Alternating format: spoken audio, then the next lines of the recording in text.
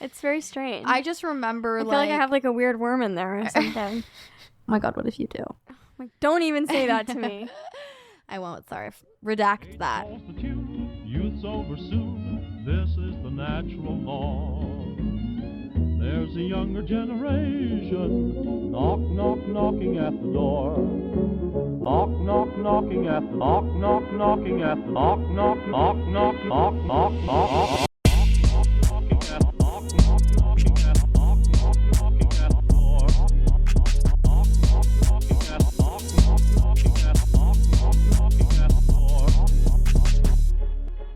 Hey everyone, this is Lazy and Entitled. I'm Esther. I'm Addy. And today we have an episode dedicated to food with a special guest that we will be introducing later. What's up? Just to get everyone ready for what's in store, we thought that we would start out with a little banter about food and what's been going on in our food lives for the last couple of weeks. Yeah, and just maybe a general update where we're at, what we're doing, and all that too, jazz. That too. And then we'll hop into our interview, which we are excited about and a little also nervous. really nervous. This is our 1st we've never one. done that before. It's a big deal, but you can expect more because we want to have a whole series dedicated to to our interviews and also a series dedicated to our many, many questions because we're very curious girls and we love to learn. We love to be inquisitive. It's just great. Education is really important in many forms. All right. Let's All see. right, girl. Let's do a little catch What's up. been up? I mean, currently I'm having a little bit of like a stomachache situation because I ate way too much food before I went to bed last night. And then I woke up like, oh no, something's not going well in there. And then I'm like hungry. So I ate like a whole big sandwich just now. But now I'm like sharp pains in there. Oh, I hate that feeling. Yeah, that's going on for me. I've said it before. I'll say it again. My biggest joy in my day-to-day life is being hungry and quenching that with good food. Mm-hmm. So when I make a mistake in terms of eating too soon before going to bed and I wake up and I'm like not fully digested but still hungry, but it's just like a painful situation, that's maybe one of my least favorite ways to wake up. Yeah, I would say so as well. So hopefully tomorrow's different. Yeah. I'll set a timer like 2 hours before I go to bed. You're done. You're cut off. Cut off, bitch. Go to sleep. It's actually funny. I've been eating way more campus food than I have. I live off campus now. That's probably why you don't feel so good. Yeah, that's probably why. Yeah, usually I would go home and eat food or make a meal prep and bring it to campus, but I just can't be bothered. It's midterms. I'm busy and I'm just gonna get food at the cafe, but that food doesn't really sit well. I feel well. I never used to get acid reflux or generally feel unsatisfied with the meals that I ate before going to college. And now I have heartburn and GERD every night after I eat on campus. I never feel satisfied. I feel overly full, but I don't feel satisfied. Yeah, and it goes away so quickly. It's like an hour later, you're like, I'm starving right now. What's going on? Somehow, but still, I can't fit more food in my stomach. It's very strange. I just remember, I feel like I have a weird worm in there or something. Oh my God, what if you do? Don't even say that to me. I won't, sorry. We should talk about what should we talk about? Worms later. We should talk about worms later. After the episode, like when I'm driving you back to campus? Yeah. Let's make sure we talk about worms later because I'm curious. I don't have my car with me today. I know. Yeah, I'm driving her back. But it's good. I like to drive her back because then we get to talk. But just so the record is straight, I do drive. She does drive, and she drives very well. Really well. She has a cute-ass car, but she doesn't have it right now. I will be driving her. Which kind of sucks because my car doesn't have a speaker system in it, so we kind of have to talk the whole time. We're just it's really awkward because we kind of get all of our yayas out on this recording, and then when we drive back together, it's we're just so. Oh no, you go. No, you go. How are you? So how are you, girl? I don't know. I don't know. Don't ask me. That's kind of how and then it I'm goes. oh, okay. And then it's just I turn the fan up really loud so that we don't have to hear each other. Yeah. Yeah, and I'm usually drinking a coffee after we recorded 7 p.m. jittery in the car, and Addy's quiet and mellow on her phone. Anyway. If I have my phone and it's alive. Right. Or she's like, do you have a charger in here? You do. Or, you know, my big problem is that I've been realizing more and more is that I don't drink enough water. I do not drink enough water. I realized this morning, I woke up and I was like, God, I feel so, like, dried out. I didn't drink any water yesterday. I literally didn't drink any water yesterday. I had a soup, so there was, like, some liquid there, but, like, I didn't intentionally go and drink straight up water. And I woke up and I was like, I just feel, like, creaky. My head hurts. I feel dried out. Like, what is wrong with the heating system in my dorm? Mm-hmm. No. I don't drink water. Girl. And I need to be better about it. Let's get you a water bottle. I'm not One of, like, life's best pleasures to me is drinking nice ice cold water in the middle of the night when you're, like, half awake. Literally, the other night, I woke up and I was, usually my water bottle's empty because I'm feeling lazy before I go to bed and so I can't fill it up. However, I set myself up for success the other night, filled it up with a lot of ice and water, and I woke up, it was like 2 a.m, I was half awake, grabbed my water bottle, had the best ice cold gulp, gave myself a brain freeze, and out loud was like, I am the luckiest girl in the world. I think I fell asleep holding my water bottle. Wow. And honestly, that's just getting me through that moment. I am the luckiest girl in the world for that. Seriously. Yeah, that really does hit different, that feeling. Yeah. Like, on the rare occasion that I experience that, when I have a sleepover with someone else and I get to drink out of their special water bottle. Yeah. I love using things. I like going to other people's houses and, like, I love showering at other people's houses because I know, it's that's like right. Such a treat to me to use something of someone else's. I know, that's right. I shower at Esther's house. I go and shower at Esther's house. She does, yeah. Super cute. We're on spring break right now. Yeah, first day of spring break. First day of spring break. Today. How do you feel? I feel sort of like there's a weight off my shoulders in a way that I don't usually, because I usually have work spilling over into my break because I don't prioritize it, and then I'm cramming it like when I'm home, which is not very fun because when I'm home I want to not be doing school stuff. But all of my stuff, I had 2 exams, which is honestly, that's a lot. Like to opt for, if I had the choice, I would always opt for a midterm exam instead of like a 5-page midterm, because to me, like, cramming for an exam, especially like at our liberal arts college, like the majority of the exams that I've had are open note. So as long as I'm keeping up throughout the semester and writing down things that I think are going to be important, like, it goes well. Yeah. Most of the time. Yeah. I like an exam, and then it's like, that's just a thing that I have to do in one sitting, and then it's a weight off my shoulders. I have to do it within the time frame of an hour and a half, and then it's out of my hands. And I like that rather than having the opportunity to like mull over a paper and like worry about like submitting it. Is it not fully done yet, or do we need to go over it again, or blah blah blah blah. Like, it's just so stress inducing, and it's usually something that feels like it's looming over me for multiple days. Yeah. And then the test you do it, it's done. I feel like the last couple years I probably would have chosen an essay. For some reason, I was so good at just banging them out so quickly and feeling fine about it. Recently, that's not the case, and I would totally go for a test instead. I literally took a test last week that was open note, open computer, open quote, open computer, everything. Open computer. She said, use what you need. I said, and I will, girl. I've never had that before, but then I did actually have to write one paper, but it was like a proposal for a project that I'm going to be doing.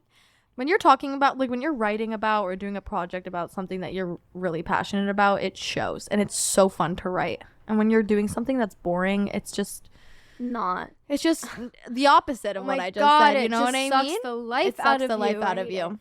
But I finished that. I finished all of that. I finished my paper. I'm proud of you. I did my exams. Good girl. Thank you. You're welcome. And Addy's going home for a couple days, but I'm staying in the area. And Addy is coming back to stay with me for a couple days in the middle of break. In the middle of break, but so we get to have a 4-day sleepover. Yeah, it's practice for when we live together. Except when we live together, we won't be sleeping in the same bed every night. We'll still be sleeping, but we will probably most of the night. I'm gonna crawl into your bed every night. I'm scared. You better bring your water bottle. Better bring your water bottle. We can put it right in between us. And when you come visit, we'll have to go to the grocery store. We'll have to go shopping and get ourselves. Addy and I cooked a delicious meal like 2 weeks ago, and we're going to be doing that all the time in our It felt like a really nice apartment. glimpse into our did. future because Yeah. it was so good. We meshed so well. Like, we had all the same ideas about what we wanted out of our dinner. Yeah. And so there was no, like, do we do this or do we do when we were at the grocery store? It was just, everything like, just really fell into place. It really fell into place. Yeah. It was cute. So we'll do that when you're visiting. God, we'll chef up good together. memories, good memories. Good memories. A couple of weeks ago. Maybe it'll be... Oh, yeah. I've been reminiscing on that. We vlogged the experience. That night, we went to the grocery store. We made our food, and we bleached our eyebrows. And so we will be posting that. And we also posted about it on the Instagram if you saw. And Sorry if you about didn't, that. what are you doing? Yeah, and if you didn't see it, that sucks for you.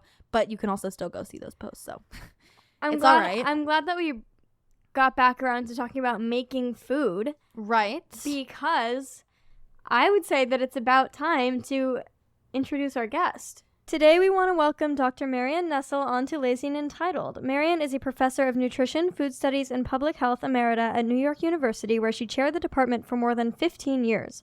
She's won numerous awards and honorary degrees and has written a dozen books on food studies, from food politics to pet food politics. Her most recent book, Slow Cooked, is a memoir that tells the story of how she built a career in food studies at a time when few women worked in the sciences.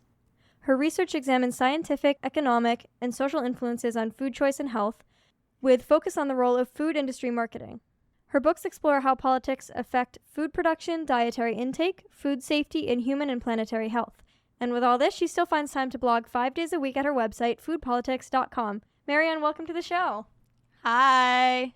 Oh, glad to be here. Hello. We're glad to have you here. So we have compiled some questions to ask you today, all about food and the body and the politics of food and the body. So we were just going to start off with a more general question for you. We wanted to ask you if you were to give us, in summary, a little kernel of what you want our generation to know about the politics of food consumption and production. In a sentence or two. In however many sentences you want. Pretty big question. Yeah, it is. It's broad. I mean, diets are about politics because the food industry is an enormous business, more than $1 trillion a year in the United States alone.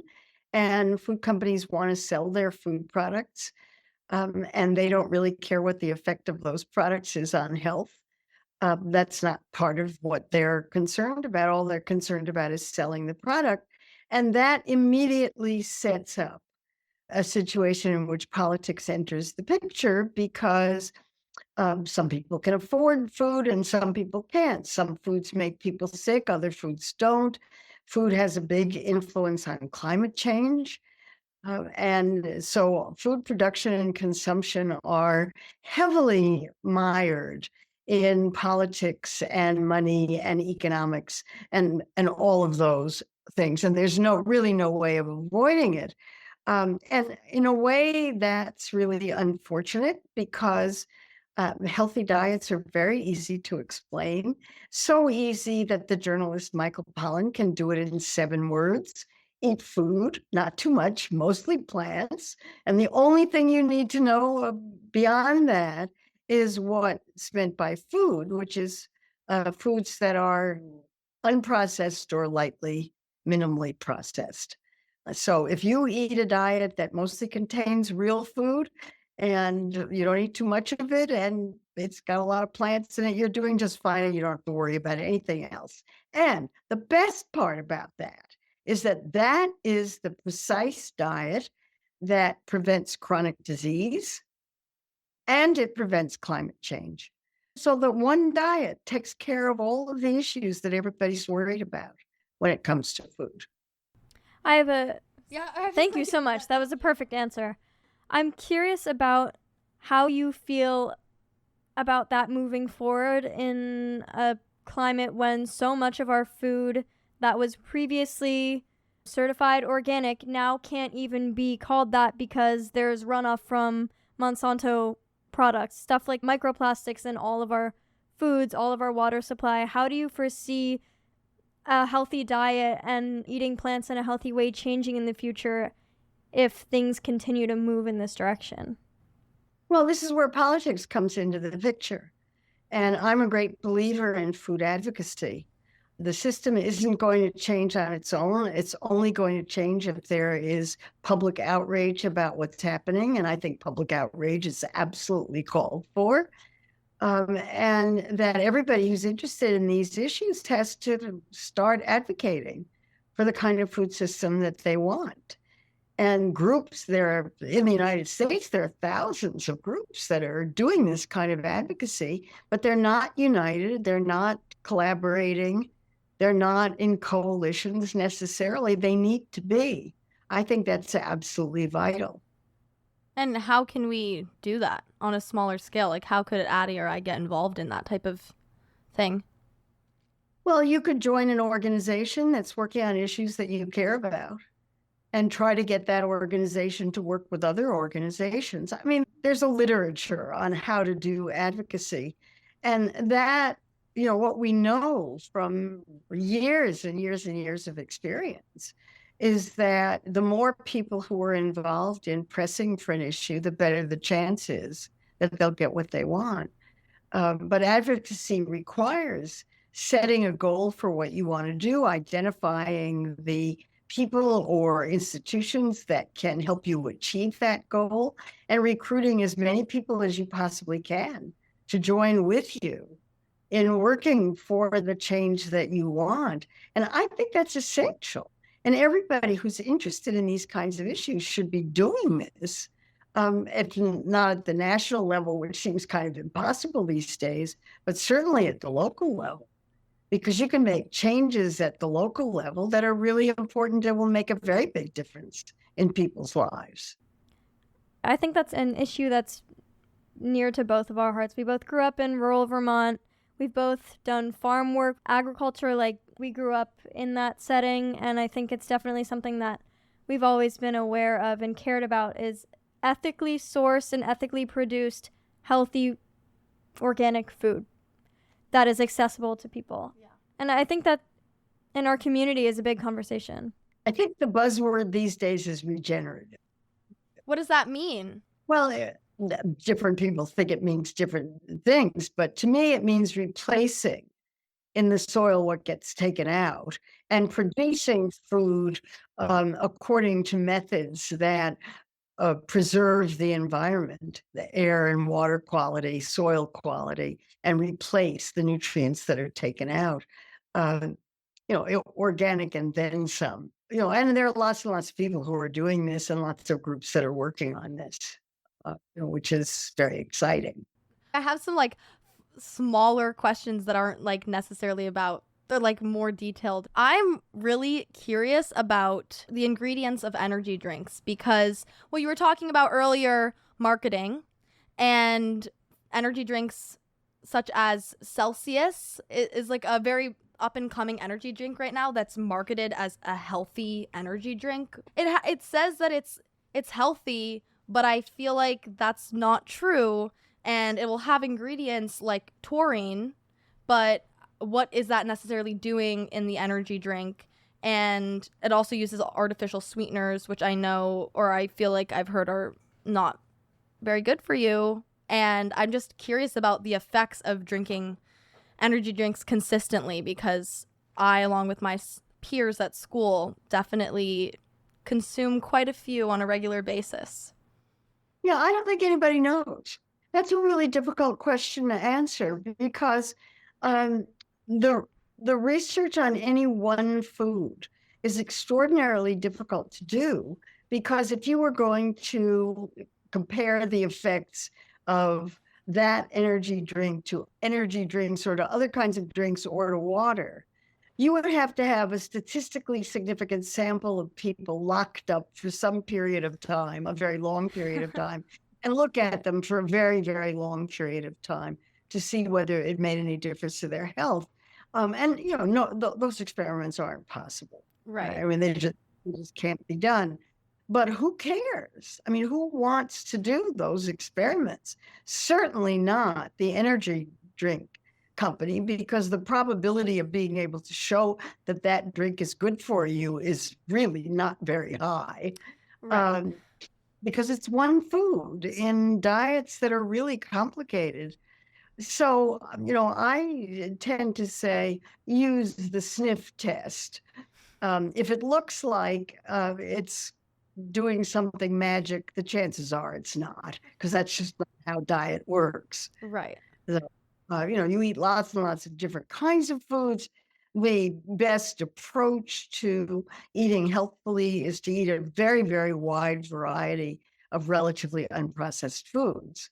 So you're never eating too much of any one thing.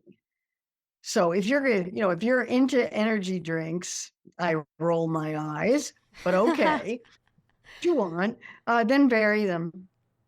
Okay. Everything in moderation. Everything in moderation, it really works. Yeah. Although we're Americans, we don't do moderation very well. No. Yeah, that's what I've heard and observed and partaken in. So, yeah. Yeah. I'm less into energy drinks and more find them necessary at times, but I should maybe not be drinking as many as I am. I'm in favor of water. Mm-hmm. Coffee and energy drinks, they make me get very wired.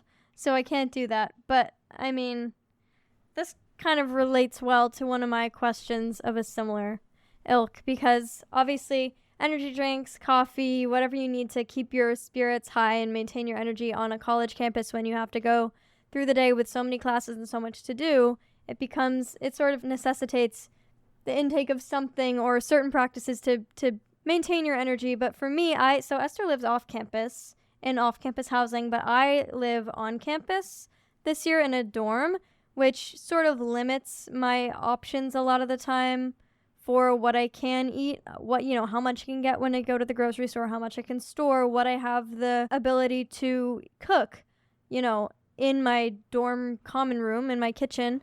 So something that I resort to a lot is frozen food and dried food. Like I do a lot of, I have this black bean soup that I really like. That's like dehydrated beans and spices and stuff, and you put boiling water in there, and then I doctor it up with whatever. I put like apple cider vinegar and cilantro in there, and just in case you guys are curious. Now we have a recipe. That's great. But I wonder a lot what happens to the nutritional value of something when you try and preserve it in that way. Obviously, there's a lot of health concern that comes along with preservatives in food, but in terms of what gets lost in the process of dehydration or in freezing something and then reheating it, I'm curious about that, because sometimes I wonder if I'm getting enough nutrients by eating foods that they don't come prepared, but are for easier consumption than cooking something from scratch. Yeah, different preservation methods have different effects on nutrient values. Freezing is the one that has the least effect. So ordinarily, frozen foods are, especially if they're single ingredient frozen foods like peas or carrots or something like that, those are picked at peak flavor, and that's also peak nutrient value, and the freezing does practically nothing. Cooking and reheating kills the most sensitive vitamins. Vitamin C and folic acid are in that category, but there will still be some left. But raw is the best way to consume veggies? Yeah, if you want the full nutritional value, except that some nutrients are better absorbed if the foods are cooked, because they're released from the places where they're bound up in the foods. So you want a mixture of cooked and raw. Just not all. Remember the word variety. It's variety, not only a variety of foods, but also variety of cooking methods. But there's always going to be some left, even with cooking and reheating. And we don't need very much in the way of vitamins. The amounts that are needed are extremely small, and it's not very hard to get the amount that you need if you're eating enough calories, and most Americans are eating enough calories. The real problem is we're eating too many. But if you're getting enough to eat and you're eating a variety of foods, you're taking care of your nutritional needs. And if you're worried about it, you can always take a one-a-day vitamin. I wouldn't advise anything beyond that. Mm-hmm. And what about dehydration as a method for preserving food? Because I do eat a lot of dehydrated foods. Same thing? Same thing. It will destroy some of the minerals won't be touched. They're always there. It'll destroy some of the vitamins, but not all. Okay, that's reassuring to hear. There'll be some left. Where you see enormous losses are when vegetables are boiled to death, but nobody cooks vegetables like that anymore. But there are even vitamins, plenty of vitamins remaining in things that are cooked in pressure cookers or soups that have been simmering on the stove for a long time. They have plenty of vitamins left. That's good to know. I'm glad to hear that. I'm curious about why certain supermarkets will tell us where some of their meat and fish products come from and not others. They're supposed to say what country it comes from. And the assumption is that if it doesn't have country of origin on it, that it comes from the United States. And that's probably a reasonable assumption. Fish are a whole story in themselves because fish swim. And Right. if they're wild caught, it's, all you can do is say where they were caught. And then you Right. hope they'll say where they were caught, where they were processed, but they don't always do that.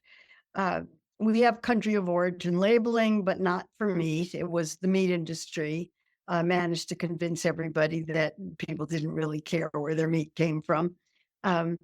And so if you want that changed, that's something where you deal with your congressional representatives. Okay, thank you. Yeah, that's very interesting. That's also very based off of what Addy was saying earlier too, with the way that we were raised and the food that we grew up around. I was always very aware of where my meat was coming from because most of the time it came off of like a farm stand on the side of the road from people that we knew. But as I'm getting older and I'm starting to go to the store and buy my own meat and fish and all of that, it's yikes. What is this? Yeah, exactly. Right.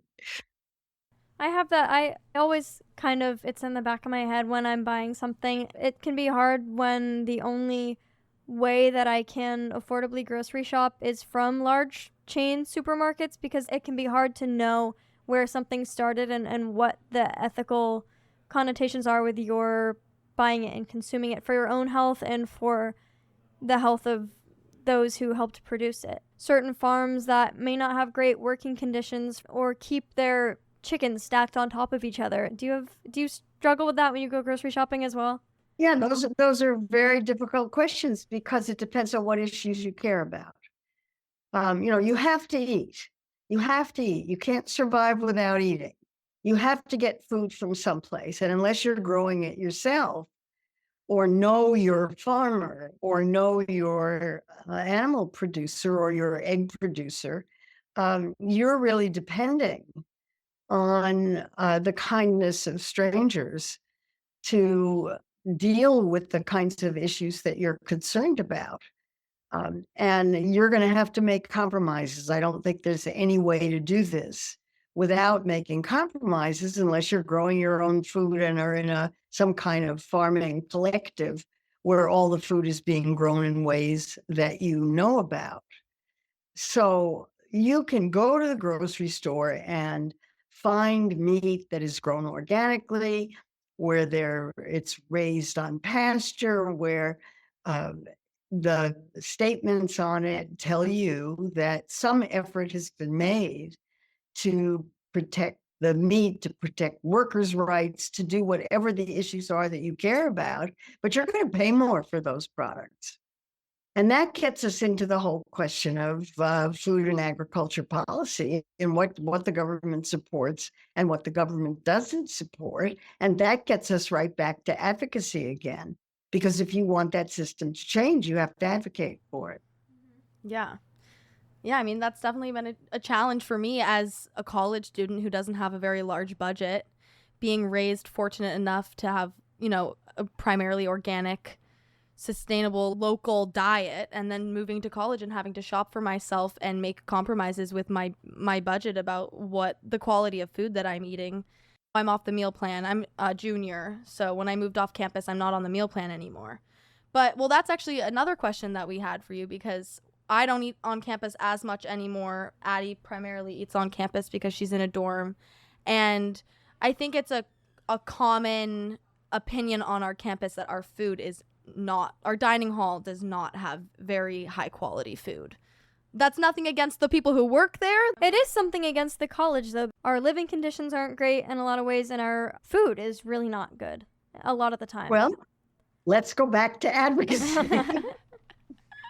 There are colleges that throughout the country, even colleges that have major corporations producing their food, where they have insisted that high quality food be served to students. And I've been to campuses where the food is really quite high quality. College students are bored with dormitory food instantly. And it's really impossible because they serve the same things over and over and over again. Everybody gets bored with it. I don't care that it repeats. It's just that it never really offered me nutrition. I would always feel hungry and tired. There have been many times where I've cut into chicken and it's still pink on the inside. Well, that's worth a complaint. Yeah. Exactly. Yeah, Yeah. exactly. That's that is a biohazard. Yeah, it's not just like all they serve is pizza. It's like, why am I always tired and why is my pink So my lethargic. meat raw? Yeah. Yeah. Pizza. Pizza's They great. do pizza well Yeah. there, actually. They've got good pizza. There certainly are corporate food service operations that are perfectly capable of producing high quality food and do. But the schools have to demand it. And for the schools to demand it means students have to demand it. You've got to do something about it. You have to organize other students. There is undoubtedly on every college campus a food service or a food student organization or advisory group that whoever is doing the food service deals with. Because I've seen lots of these groups, and it's up to that group to scream bloody murder Yeah. if they don't think that Definitely. is good enough. I remember my parents both went to the same school that we go to. But I know that when my mom went there, even the food was terrible then, and they had marches and strikes, and they didn't do anything about it all 4 years that she was there. And then it improved a little bit, and then it's been like that for the last 30 years. Like, until we got there. They made a new dining hall, but they did not change the food. They made a really quality. nice space. They funneled the money into a nicer space instead of a higher quality food. Yeah, well, I just think you have to keep complaining and hope that you get lucky. I mean, there are people who really care about that kind of issue who are in these food service operations. And if you're lucky enough to hit one, then you have a real opportunity to change. And it won't change unless you protest and advocate. So you've got to do it. Yeah, Totally. absolutely. I have a question. This is something that I wonder a lot. Coming from a rural, very natural farm area where I hear from a lot of people, and I've heard a lot that, unpasteurized is the best for you, but also balancing that with concerns about things that are unpasteurized potentially containing bacteria that can cause foodborne illness, and wondering what the line is for what's too raw and too uncooked and too all natural, and what is a good amount. Yeah. So you're wondering about raw dairy products. They're risky. Even if you know the farmer, even if you know the producer, there's a finite risk that, cows aren't sterile, milk isn't sterile, and it carries a finite risk of carrying bacteria that are harmful, particularly Salmonella, Listeria, and E. coli, the toxic forms of E. coli. Not that many people get sick, but some people do. And there are regular announcements from the FDA about recall of milk that's been contaminated. It's a risk. If you want to take that risk, you need to know what it's about, but you better know who the farmer is. Do you take that risk? No. Yeah, that's not a risk I want to take. I take other risks, but that one makes no sense to me. I don't mind pasteurized milk. I only put it in my coffee anyway. It's the only thing I use it for. But, to me, it makes no sense to drink unpasteurized milk. It tastes much better. It's really interesting to drink milk that comes from one specific cow. If you have that opportunity, that's great. Certainly, the proponents of raw milk think that it solves many, many health problems. Other people would disagree. but that's a risk I don't want to take. Mm-hmm.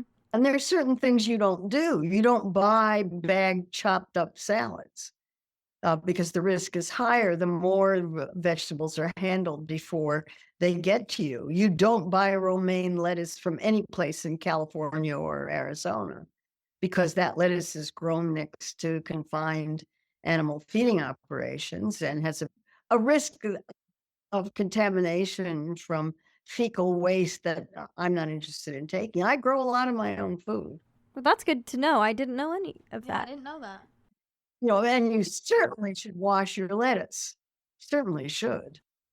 I'm curious, so curious, if you have any guilty pleasures with food. Maybe you shouldn't be eating something, My but you do it favorite anyway. food is ice cream. Ice That's cream. easy. What Mhm. kind of ice cream? I actually like vanilla, Okay. preferably homemade. There you go. Are there legitimate health benefits? Because there's so many people who advocate for not eating anything that's high in processed sugars, yada, yada, yada. No junk food this, no junk food that. But are there legitimate health benefits that come along with the psychological benefits of allowing yourself to eat food that may not be great for you directly, but because it releases some sort of dopamine, like it has a beneficial effect? Is that real, or is that just a wish of mine? Food is one of life's greatest pleasures. It's absolutely delicious, or it can be. And it's something that it's a pleasure that you get to have several times a day. And it's an ongoing pleasure. And to deny yourself that pleasure doesn't make any sense to me. The real issue is keeping the diet in balance so that you're not overeating things that aren't particularly good for you. So even the strictest diet I don't think it should exclude things that you like. You just don't base everything that you're eating on those things. Mm-hmm. Right. Not to have ice cream would be very sad for me. I like it. Food is my biggest pleasure every day. I've talked about it on this podcast. It is what I look forward to every couple hours. I'm eating breakfast, and the minute I'm done with breakfast, I'm getting excited about what I'm gonna have for lunch. I love it. Oh, a foodie. How nice. Yes, we definitely are. Well, that's why we had to have this episode. I feel exactly the same way. Thank you so much for joining us. We really Marion. appreciate It's been a pleasure it. talking to you. Oh, it was my pleasure. It was really nice to meet you. Great You. to meet you. Thank you so much. Sure. Thanks, Mary. Bye-bye. Bye, Marion. Wow, first interview in the books. That was perfect. Yeah, that was awesome. She was so well spoken and touched on stuff that I feel like so many people of our generation care about in terms of the ethics of consumption and production, and something that we talk about at Redacted. and outside of our classes and everything. It's like, it's really the question in everything that we do nowadays, because it is like such a huge centralized theme in our modern Western society. So glad that we could talk about yummy food and talk about the politics of the consumer state. Yeah.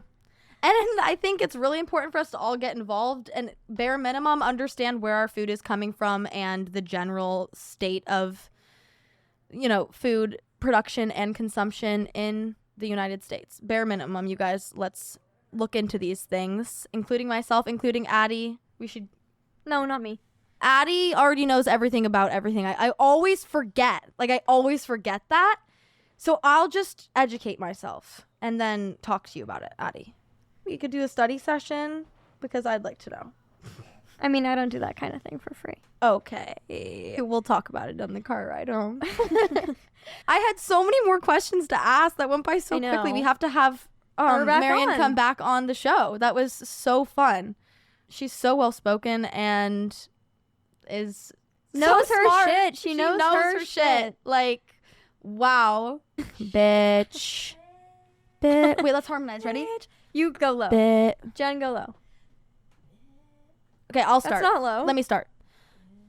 Bitch. And with that, we leave you. Bye, guys. Love Thank you so much. We Kisses. love you. Enjoy this episode. Mwah. Oh, this episode has been produced by myself, Addy.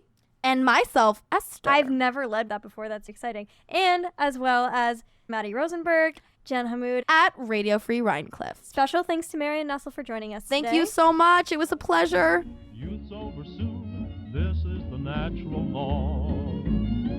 There's a younger generation, knock, knock, knocking at the door. Knock, knock, knocking at the knock, knock, knocking at the knock, knock, knock, knock, knock, knock, knock.